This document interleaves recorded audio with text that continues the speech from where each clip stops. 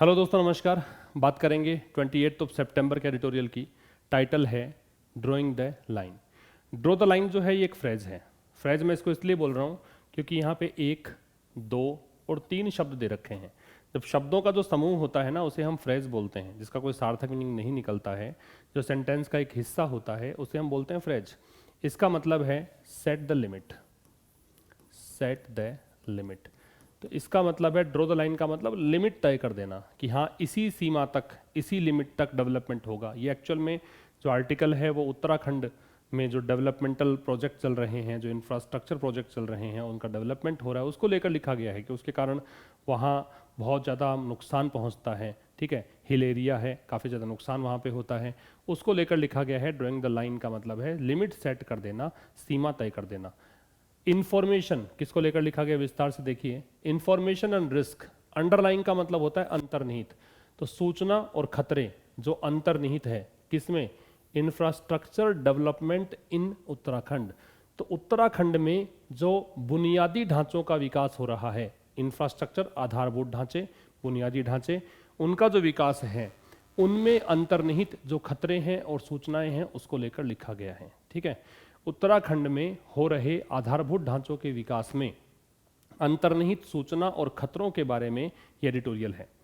The year begin, ये वर्ष शुरू हुआ, इस द ईयर की वह बिगेन है, कब शुरू हुआ, ऑन ए कैलेमिटस नोट। कैलेमिटस का मतलब होता है कैटास्ट्रॉफिक या डिजास्ट्रस। डिजास्ट्रस कह सकते हो या आप इसे कहोगे कैटास्ट्रॉफिक। इसे आप विनाशकारी कहेंगे। क्या कहोगे, विनाशकारी। तो ये वर्ष शुरू हुआ, यहाँ पे विनाश, तबाही शुरू हो गई वर्ष के शुरू होते ही।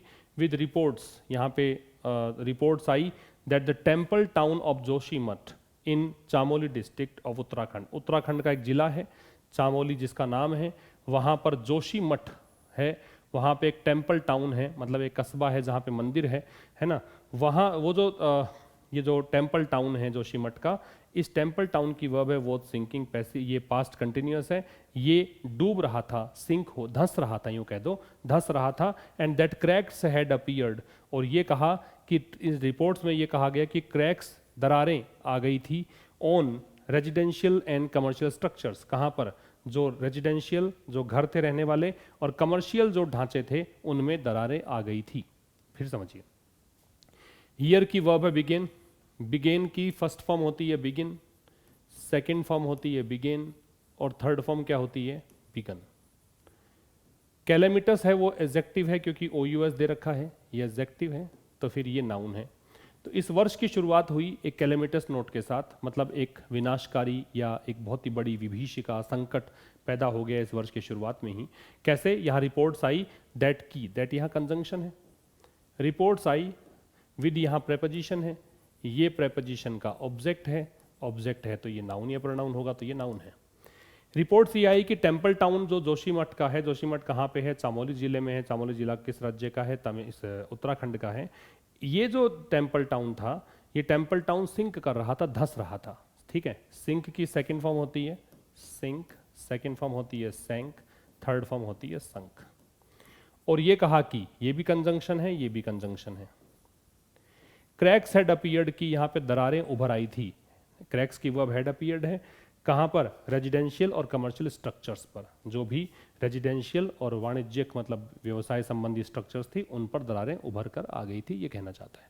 इसका स्क्रीनशॉट ले लीजिए आप। फिर कह रहा है दिस प्रॉम्प्टेड, इस चीज ने प्रॉम्प्ट किया। प्रॉम्प्ट का मतलब लिखो, प्रॉम्प्ट का मतलब होता है गिव राइज टू, या इसे कहेंगे कोज, गिव राइज टू या कोज। इस चीज ने, ये कारण बना, किसका, ह्यूमैनिटेरियन क्राइसिस। ये होता है मानवीय क्राइसिस, संकट। क्राइसिस सिंगुलर है, इसका प्लुरल बनता है क्राइसिस, ये इसका प्लुरल है, आई के स्थान पे ई लगाया है।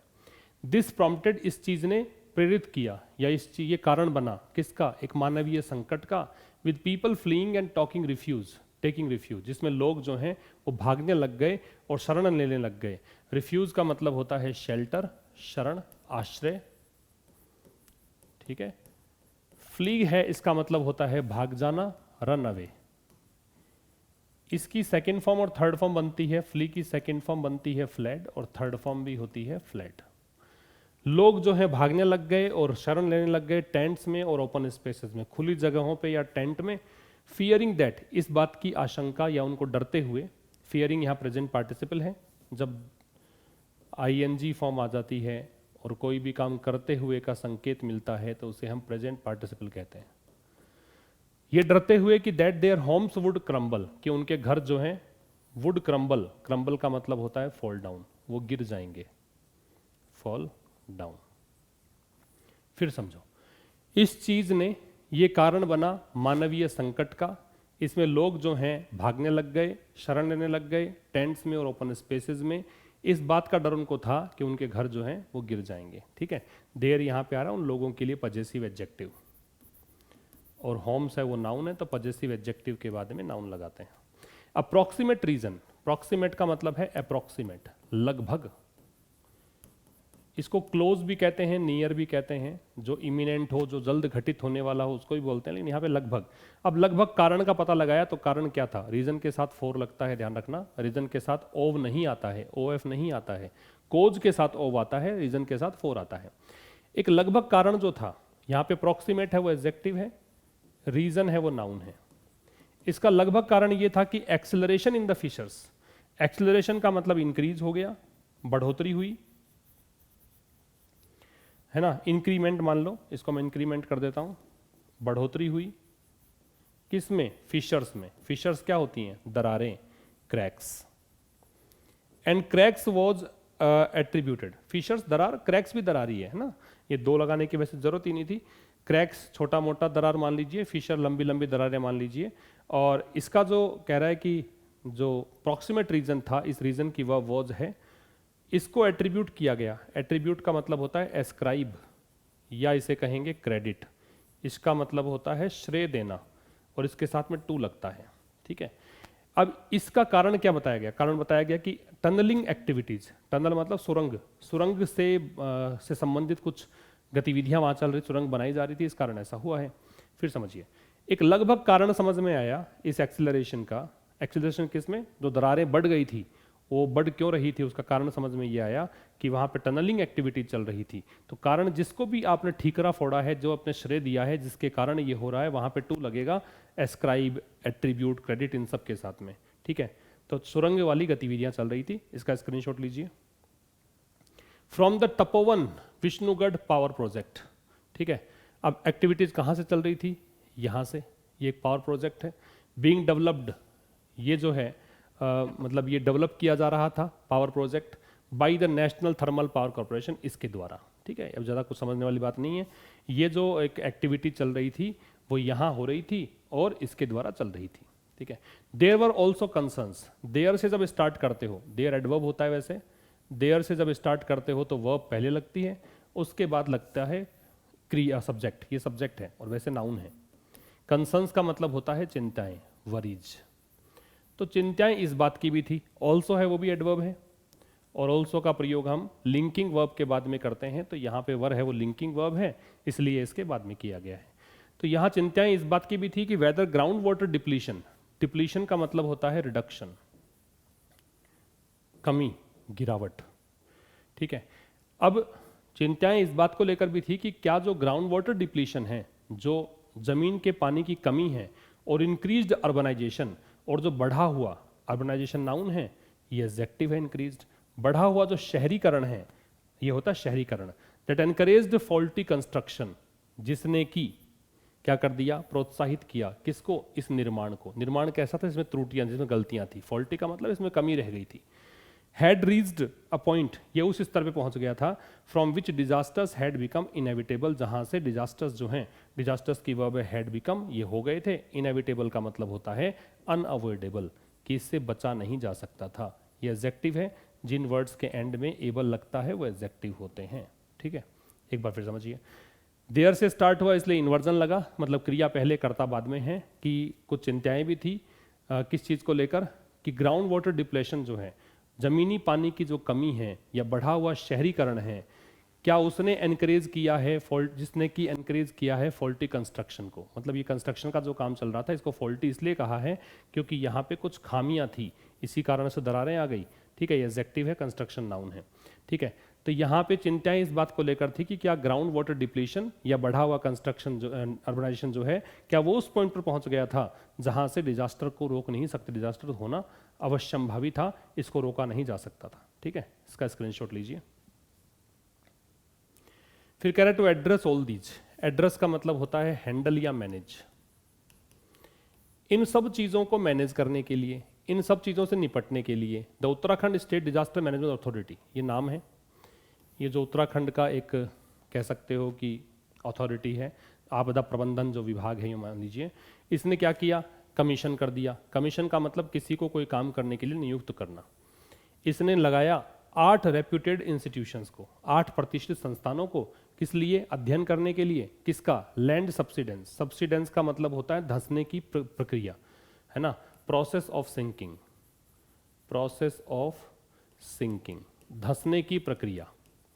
कोई जमीन धंस रही है, बिल्डिंग धंस रही है, गिर रही है, उसकी प्रोसेस को सब्सिडेंस बोलते हैं। लैंड सब्सिडेंस का मतलब जमीन के धंसने की प्रक्रिया।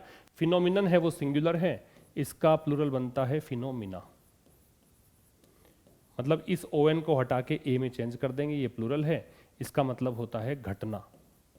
स्वाभाविक घटना जो होती है उसको बोलते हैं, प्राकृतिक घटना है उसको फिनोमिनन बोलते हैं, प्लूरल होता है फिनोमिना। तो कह रहा है कि इन सबको दीज आ रहा है किसके लिए, दीज है डेमोन्स्ट्रेटिव प्रोनाउन, दीज क्या है, डेमोन्स्ट्रेटिव प्रोनाउन। तो इन सब चीजों को टैकल करने के लिए उत्तराखंड स्टेट और डिजास्टर मैनेजमेंट अथॉरिटी जो है, इसने 8 प्रतिष्ठित कंपनियों को लगाया अध्ययन करने के लिए। ये इन्फिनिटिव है, किसका अध्ययन करने के लिए, कि ये जो जमीन के धंसने का प्रोसेस हो रहा है इसका अध्ययन करो, फ्रॉम मल्टीपल एंगल्स, अलग अलग एंगल से, अलग अलग दृष्टिकोण से इसको देख के बताओ कैसे हो रहा है। सरप्राइजिंगली एडवर्ब है, बड़े आश्चर्य की बात है, एडवर्ब सेंटेंस के स्टार्ट में आ सकता है भी, है ना। इट बैंड, इसने क्या किया, किसने, ये जो अथॉरिटी है इसकी बात कर रहा है। सरप्राइजिंगली, बड़े आश्चर्य की बात है कि इस अथॉरिटी ने क्या किया, पब्लिक डिसैमिनेशन ऑफ इंफॉर्मेशन। डिसैमिनेशन का मतलब होता है स्प्रेड, फैलाव, जो सार्वजनिक फैलाव है सूचना का, फ्रॉम साइंटिस्ट, वैज्ञानिकों से कोई सूचना आई है, उसका फैलाव जो है उसको ही बैन कर दिया, उस पर प्रतिबंध लगा दिया। ठीक है, इट की वह बैंड है। तो कह रहा है बड़े आश्चर्य की बात यह रही कि इस अथॉरिटी ने पब्लिक डिसैमिनेशन जो है इंफॉर्मेशन का, सार्वजनिक जो प्रसार है सूचना का, उस पर प्रतिबंध लगा दिया। फ्रॉम साइंटिस्ट, ये सूचनाएं कौन देता था, वैज्ञानिक लोग। इसका स्क्रीनशॉट लीजिए। इन्वॉल्व विद द इंस्टीट्यूशंस, जो इन संस्थानों से थे, इंस्टीट्यूशन से थे, इस आधार पर, ग्राउंड्स का मतलब है बेसिस, बेसिस का बहुवचन बनता है बेसिस, सिंगुलर बनता है बेसिस, ये सिंगुलर है, ये प्लूरल है। ठीक है, तो जो वैज्ञानिक इन संस्थानों से थे, उन वैज्ञानिकों से जो भी सूचनाएं थी, उन सूचनाओं को सार्वजनिक रूप से प्रसार करने में बैन लगा दिया अथॉरिटी ने, इस आधार पर कि जो सैटेलाइट इमेजरी पिक्चर्स हैं, जो उपग्रह से प्राप्त तस्वीरें हैं, from Indian and international sources, की तस्वीरें कहाँ से आई, चाहे अंतर्राष्ट्रीय स्रोत मान लो या भारतीय स्रोत मान लो, उससे, of the sub surface in Uttarakhand, जो उत्तराखंड का सब सरफेस है, मतलब सतह, उप सतह है ना, सब सरफेस, वर एग्रेवेटिंग पैनिक, ये जो है मतलब ये जो पिक्चर्स हैं, उपग्रह से प्राप्त तस्वीरें हैं, ये अग्रवेट कर रही थी, तस्वीरों की वर अग्रवेट है, अग्रवेट का मतलब होता है वर्सन, ये स्थिति को बदतर कर रही थी। पैनिक मतलब डर को बढ़ा रही थी। And that information was to be shared, और ये भी कहा इसमें कि इंफॉर्मेशन को केवल शेयर कब किया जाना है, ये इसकी वर्ब इंफॉर्मेशन की। इंफॉर्मेशन हमेशा अनकाउंटेबल नाउन है, सिंगुलर होती है, वर्ब सिंगुलर आती है। Only after it was cleared, कभी आप इंफॉर्मेशन कब दे सकते हो, केवल इसके बाद कि जब इसको क्लियर कर दिया जाए सेंटर के द्वारा। अगर केंद्र सरकार अनुमति दे तो सूचना पहुंचाओ सार्वजनिक रूप से, वरना सूचना नहीं देनी है। रिपीट कर रहा हूं, ये कह रहा है कि बड़े आश्चर्य की बात रही कि इस अथॉरिटी ने जो सूचना का सार्वजनिक प्रसार है उसको रोक दिया। सूचना कौन दे रहा था, वैज्ञानिक लोग। वैज्ञानिक कौन से थे, इन इंस्टीट्यूशन से संबंधित वैज्ञानिक थे। इस आधार पर रोक दिया कि जो उपग्रह से प्राप्त तस्वीरें हैं, ये तस्वीरें प्राप्त हुई इंडियन और इंटरनेशनल सोर्सेज से। इन तस्वीरों ने जो सब सरफेस की तस्वीरें खींची हैं, वो तस्वीरें डर को और ज़्यादा बढ़ा रही थी और ज़्यादा विकृत कर रही थी। पैसिव, ये आपका पास्ट कंटिन्यूअस है। और ये कहा कि इन्फॉर्मेशन को शेयर केवल तभी कर सकते हो जब इसको क्लियर कर दिया जाए सेंटर के द्वारा। ये वॉज क्लियर्ड है, ये पैसिव वॉइस है बी के साथ थर्ड फॉर्म में, ठीक है, इसका स्क्रीनशॉट ले सकते हैं। फिर कह रहा है the net result of this, अब इसका शुद्ध परिणाम क्या निकला। नेट रिजल्ट जो है इसकी वर्ब इज है, इसका परिणाम ये निकला दैट की कंजंक्शन है, डेस्पाइट प्रेपोजिशन होता है, इसका मतलब होता है इन स्पाइट ऑफ, के बावजूद। इसमें ऑफ नहीं लगेगा लेकिन इन स्पाइट में ऑफ लगेगा। अब इसका शुद्ध रिजल्ट ये रहा कि despite reports of all institutions being available for months, कि भी रिपोर्ट्स तो थी, सभी संस्थानों ने रिपोर्ट दी थी, है ना, और वो काफी महीनों तक उपलब्ध थी, इसके बावजूद it took a strong Reebok, है ना, इसने it took a strong Reebok, इसको क्या मिला, डांट मिली। रिबुक का मतलब क्या होता है, रेप्रीमेंट, झिड़की, डांट। इसको डांट मिली किससे, हाई कोर्ट, उत्तराखंड के हाई कोर्ट से पिछले सप्ताह। किसके लिए, for the state authorities to make this information public. इन कहा कि स्टेट अथॉरिटीज से कहा कि ये इंफॉर्मेशन सार्वजनिक करो, ठीक है।